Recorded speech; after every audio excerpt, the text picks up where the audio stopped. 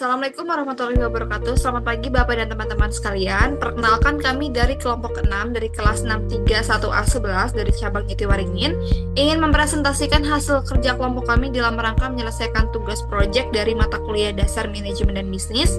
Sebelum kita membahas lebih dalam lagi, mari kita perkenalan diri terlebih dahulu. Perkenalkan, nama saya Farahia Kendra Putri dengan NIM 63251423 dan teman-teman saya. Saya Naila Rizky Sulistyo dengan NIM 63251505. Nama saya Cindy Nayatul Mukaroma dengan NIM 63250547. Nama saya Sasawali Ramadhani dengan NIM 632510507. Nama saya Muhammad Fadil Abdullah dengan NIM 6325836. Oke, yang pertama kita bakal masuk ke langkah-langkah gimana sih cara buat PT.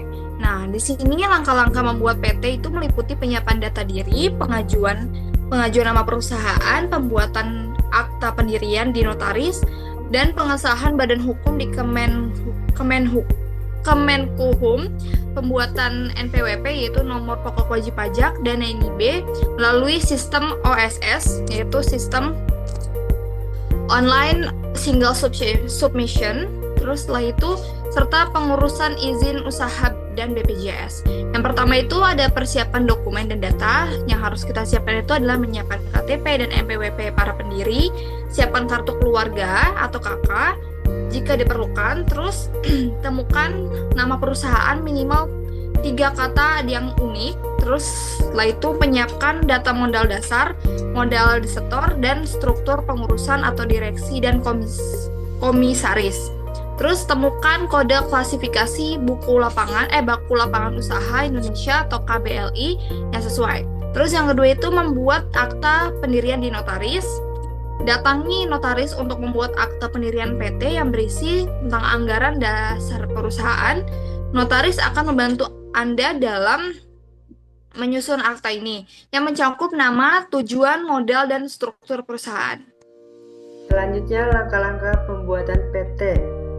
3. Sahkan akta pendirian di Kemenkumham. Ajukan pengesahan akta pembentuk ke Kementerian Hukum dan HAM.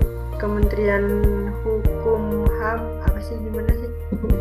untuk mendapatkan status badan hukum. Pengajuan ini bisa dapat dilakukan secara online melalui sistem administrasi badan hukum SABH. Yang keempat, mendaftarkan NPWP dan NIB.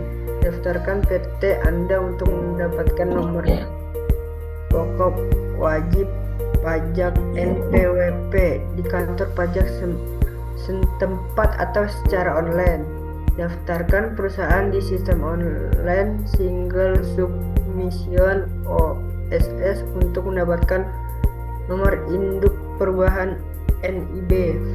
Yang kelima itu urus izin usaha dan BPJS. Setelah mendapatkan NIB, urus izin usaha dan izin komersial yang sesuai dengan jenis bisnis Anda melalui sistem OSS atau dinas terkait. Daftarkan BPJS Ketenaga Kerja dan BPJS Kesehatan untuk karyawan Anda. Yang keenam, ada langkah tambahan. Buka rekening bank atas nama perusahaan untuk memisahkan keuangan bisnis. Kasih pendirian PT di Berita Negara BNRI.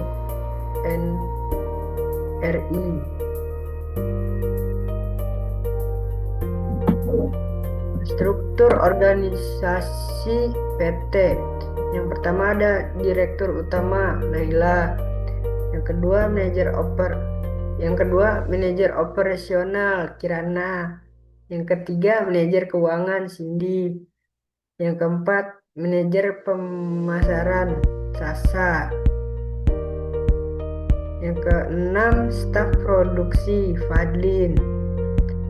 Dan yang ketujuh ada kasir dan pelayanan, staf. Tugas masing-masing dalam struktur organisasi. Yang pertama ada direktur utama, mengambil keputusan strategi dan menentukan arah perusahaan, mengawasi seluruh divisi agar operasional berjalan efektif. Yang kedua ada manajer operasional, mengatur kegiatan operasional harian di tempat usaha, memastikan produk dan layanan memenuhi standar kualitas. Ketiga ada manajer keuangan, mengelola keuangan perusahaan, pemasukan dan pengeluaran, membuat laporan keuangan dan mengatur anggaran. Selanjutnya yang keempat, manajer pemasaran, yaitu mengatur strategi promosi dan branding usaha, lalu mengelola media sosial dan membuat program pemasaran. Yang kelima ada staf produksi, itu membuat dan menyiapkan produk makanan sesuai standar dan menjaga kebersihan dan kualitas selama proses produksi. Yang terakhir ada kasir dan pelayan, melayani pelanggan dan mengelola transaksi dan menjaga kebersihan dan kenyamanan area layanan. Nah, PT Cita Rasa Nusantara ini menyadari kekayaan dan keragaman cita rasa kuliner Nusantara yang tak terbatas. PT Cita Rasa Nusantara didirikan dengan visi tunggal, menjadi payung yang menaungi dan mengangkat seluruh spektrum keunikan rasa dari berbagai daerah. Nama Cita Rasa Nusantara mencerminkan komitmen kami untuk menghadirkan pengalaman kuliner otentik Indonesia, salah satunya melalui produk unggulan kami seperti bubur ayam Mang Ujang. Nah, nama usaha kulinernya itu Bubur Ayam Mang Ujang. Usaha ini menggunakan nama Mang Ujang untuk menonjolkan kesan khas, tradisional, dan dekat dengan pelanggan. Nama ini mudah diingat, terasa akrab, dan memberikan citra bahwa bubur dibuat dengan resep rumahan khas Jawa Barat atau Sunda. Nama tersebut juga memberi identitas kuat sehingga pelanggan mudah mengenali dan mengingat brandnya.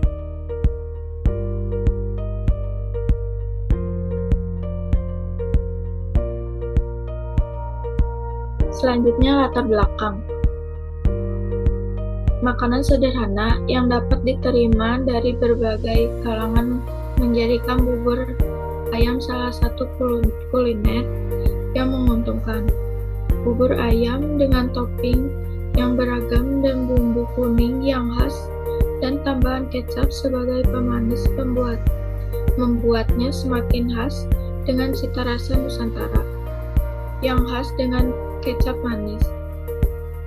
Selain itu, bubur juga salah satu menu yang cocok sebagai teman makan yang cocok di berbagai kondisi, membuatnya menjadi comfort food atau bisa dikatakan sebagai makanan yang hidangan yang memberikan rasa kesejahteraan, emosional, nostalgia, dan keakraban.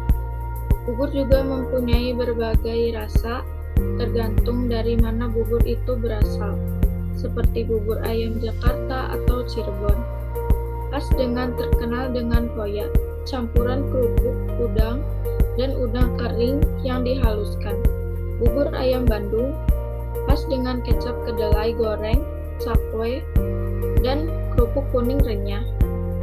Bubur ayam Sukabumi sering menambahkan telur ayam kampung mentah yang dimatangkan dalam bubur panas dan banyak lagi macam bubur di Indonesia.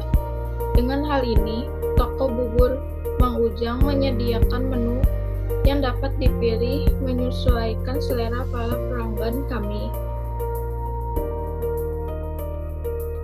Selanjutnya misi, menjadi perusahaan kuliner terdepan dan terpercaya di Indonesia yang secara konsisten mengangkat, melestarikan, dan memodernisasi kekayaan otentik cita rasa kuliner Nusantara, menjadikannya pilihan utama di pasar domestik dan global.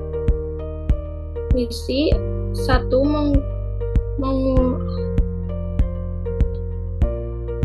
Mengkurasikan dan mengembangkan produk secara aktif. 2. Menjamin kualitas dan keaslian, berkomitmen untuk menghadirkan produk dengan standar kualitas tertinggi. Kebersihan terjamin dan mempertahankan karakteristik, rasa dan otentik dari daerah asalnya. 3. Membangun jaringan distribusi dan gerai yang luas dan strategis untuk memastikan citra rasa Nusantara dapat dinikmati oleh masyarakat luas di seluruh Indonesia dan mancanegara. 4. Mendorong kewirausahaan lokasi, bekerja sama dengan petani, produsen, dan pelaku UMKM lokal untuk mendukung pertumbuhan ekonomi daerah melalui pengadaan bahan baku dan mengembangkan produk. 5. Terus melakukan inovasi dalam pengemasan, penyajian, dan pemasaran agar kuliner tradisional tetap relevan dan meminati oleh generasi muda.